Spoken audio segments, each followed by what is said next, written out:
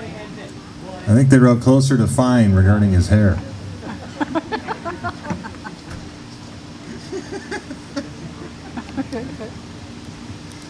Well, thank you all for coming.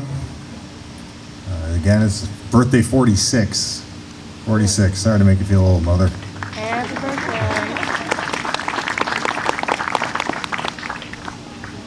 And as you know, we've been a little busy running around Iowa and New Hampshire. You might not have heard a whole lot about that, but that doesn't necessarily negate the progress that we've been making. Many of you know that in the recent New Hampshire Young Republican straw poll, I finished third, tied with Governor Perry and a handful behind Mitt Romney.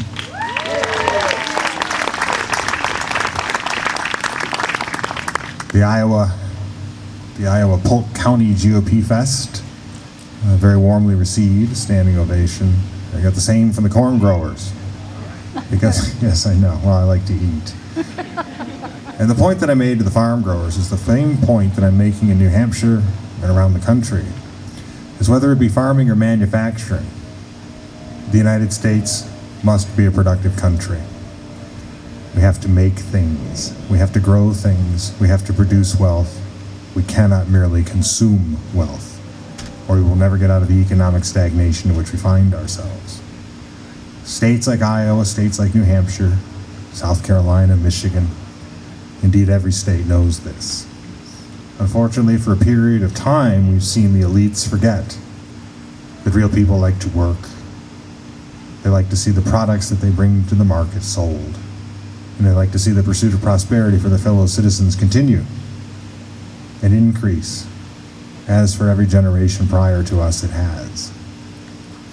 So while this might not necessarily make for the greatest entertainment value for some of the cable stations, the reality remains that throughout the presidential process, and the beauty of the democratic process is the decision will be made by the sovereign people. And in Iowa, which is a caucus state, and in New Hampshire, which is an open primary, the people will expect you to come to them, explain your positions, and they will consider you. They are doing that, and I am optimistic that we will continue to have success, and then maybe someone will pay attention. If they don't, that will be their problem, not ours. Because in the final analysis, I have no doubt that the people, especially in the Republican Party, understand we cannot beat Barack Obama with a bumper sticker. And we cannot expect him to defeat himself, because he will have much help, much of it coming actually from the very people who pay little attention to our campaign at this point in time. But in the final election results come in, the American people will vote accordingly. They know that we are in a period of economic stagnation and war. They know that this administration has failed. And they understand that we have to have true constructive change in this country. And that when given the choice, they will elect a new president, and with your support, it will be me. Because I will take on big government to restructure it for the 21st century. I will continue to take on the big failed Wall Street bailout banks who thought they were more important than you and took your money when they failed. And I will continue to defend America from her enemies and allow the sovereign American people to grow this economy, defend our country, and leave a better world for their children. And that's okay, it's a good thing.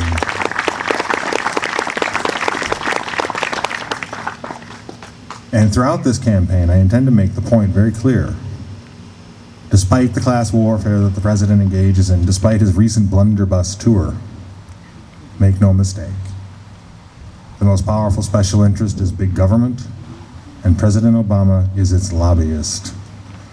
And in November of 2012, the American people will give him all the time he wants to vacation on Martha's Vineyard while we get back to rebuilding an America that works.